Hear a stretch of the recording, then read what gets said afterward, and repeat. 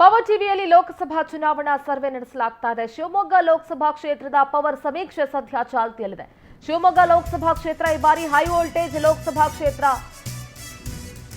B Y Raghavendra ಬಿಜೆಪಿಯಿಂದ, ಗೀತಾ ಶಿವರಾಜ್ ಕುಮಾರ್ ಕಾಂಗ್ರೆಸ್ ಇಂದ ಸ್ಪರ್ಧಿಸ್ತಾ ಇದ್ದಾರೆ. ಜೊತೆಗೆ ಅಲ್ಲಿ ಪಕ್ಷೇತರ ಅಭ್ಯರ್ಥಿಯಾಗಿ ಅಂದ್ರೆ ಬಂಡಾಯ ಅಭ್ಯರ್ಥಿಯಾಗಿ ಕೆಎಸ್ ಈಶ್ವರಪ್ಪನವರು ಕೂಡ ಕಂಟೆಸ್ಟ್ ಮಾಡ್ತಾ ಇದ್ದಾರೆ. ಒಟ್ಟಾರೆಯಾಗಿ ಬಿವೈ ರಾಘವೇಂದ್ರ, ಗೀತಾ ಶಿವರಾಜ್ ಕುಮಾರ್ ಮಧ್ಯೆ ಟಫ್ ಫೈಟ್ ಇದೆ.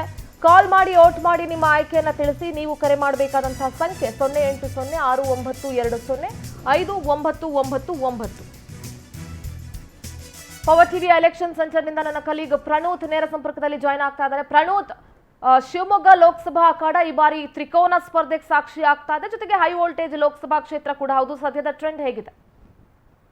ಸಿಂಧೂರ, ನಾರ್ಮಲ್ ಶಿವಮೊಗ್ಗ ಲೋಕಸಭಾ ಕ್ಷೇತ್ರ ಆಗಿದ್ದರೆ ನಾವಿವತ್ತು ಮಾತನಾಡೋ ಅವಶ್ಯಕತೆ ಇರ್ತಿಲ್ಲ. ಈವನ್ ಕಾಂಗ್ರೆಸ್ ಸರ್ವೆ ಕೂಡ ಅಲ್ಲಿ ಹೇಳುತ್ತೆ ಬಿಜೆಪಿಯ ಗೆಲ್ಲೋದು ಅಂತ. ಆದರೆ ಈ ಬಾರಿ ಬಿಜೆಪಿಗೆ ಮಗ್ಲು ಮುಳ್ಳಾಗಿರೋದು ಬಿಜೆಪಿಯನ್ನ ಕಟ್ಟಿ ಬೆಳೆಸಿದ್ದಂತಹ ಕೆಎಸ್ ಈಶ್ವರಪ್ಪನವರು. ತಮ್ಮ ಮಗನಿಗೆ ಟಿಕೆಟ್ ಸಿಕ್ಕಿಲ್ಲ ಅನ್ನೋ ಕಾರಣಕ್ಕೆ ತಾವೇ ನಿಂತಿದ್ದಾರೆ. ಬ್ರಹ್ಮ ಬಂದ್ರು ನನ್ನ ನಾಮಪತ್ರ ಸಲ್ಲಿಕೆಯನ್ನ ಯಾರಿಂದಲೂ ತಡೆಯೋದಕ್ಕೆ ಸಾಧ್ಯ ಇಲ್ಲ ಅನ್ನೋ ಸ್ಪಷ್ಟ ಸಂದೇಶ ಕೊಟ್ಟಿದ್ದಾರೆ. ಆದರೆ ಬಿಜೆಪಿ ಪರವಾದಂಥ ಅಲೆ ಈ ಕ್ಷೇತ್ರದಲ್ಲಿ ಇಲ್ಲ ಅಂತಲ್ಲ. ಆದರೆ ಆ ಅಲೆ ಎರಡು ವಿಭಾಗವಾಗಿ ಹೋಗುತ್ತೆ, ಎರಡು ದಾರಿಯಲ್ಲಿ ಸ್ಪ್ಲಿಟ್ ಆಗುತ್ತೆ. ಅದು ಬಿಜೆಪಿಗೆ ದೊಡ್ಡ ಹೊಡೆತ ಕೊಡುತ್ತೆ. ಆ ಪರಿಸ್ಥಿತಿಯ ನೇರ ಅನುಕೂಲವನ್ನು ಪಡೆಯೋದು ಇಲ್ಲಿ ಕಾಂಗ್ರೆಸ್ ಆಗುತ್ತೆ. ಅಂಥ ಪರಿಸ್ಥಿತಿಗೆ ನಾವಿವತ್ತು ಬಂದು ತಲುಪಿದ್ದೀವಿ.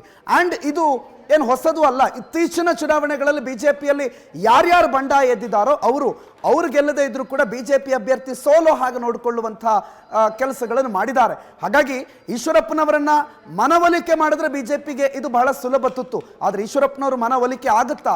ಜೆ ಪಿ ನಡ್ಡಾ ಕಾಲ್ ಮಾಡಿದ್ರು ಆಗ್ತಾ ಇಲ್ಲ. ಹಾಗಾಗಿ ಸದ್ಯಕ್ಕೆ 50-50 ಅಂದ್ರೆ ಅವಕಾಶ ವಂಚಿತ ಕಾಂಗ್ರೆಸ್ಗೆ ಬಿಜೆಪಿ ಅವಕಾಶವನ್ನ ಮಾಡಿಕೊಟ್ಟಿದೆ. ಈಶ್ವರಪ್ಪನವರು ನೇರವಾಗಲ್ಲದೆ ಇದ್ರು ಕೂಡ ಪರೋಕ್ಷವಾಗಿ ಕಾಂಗ್ರೆಸ್ಗೆ ಓಟ್ಗಳನ್ನ ಜಾಸ್ತಿ ಮಾಡುವ ಪ್ರಯತ್ನದಲ್ಲಿ ಇದ್ದಾರೆ. ಅದು ಬಿಜೆಪಿಗೆ ಹೊಡೆತ ಬೀಳ್ತಾ ಇದೆ. ಅದು ನಮ್ಮ ಸರ್ವೆನಲ್ಲಿ ಬಹಳ ಸ್ಪಷ್ಟವಾಗಿ ಬಹಳ ಕ್ಲಿಯರ್ ಆಗಿ ಗೋಚರ ಆಗ್ತಿದೆ. ಓಕೆ, ಧನ್ಯವಾದ ಪ್ರಣವ್ ತಮ್ಮೆಲ್ಲ ಮಾಹಿತಿಗಾಗಿ.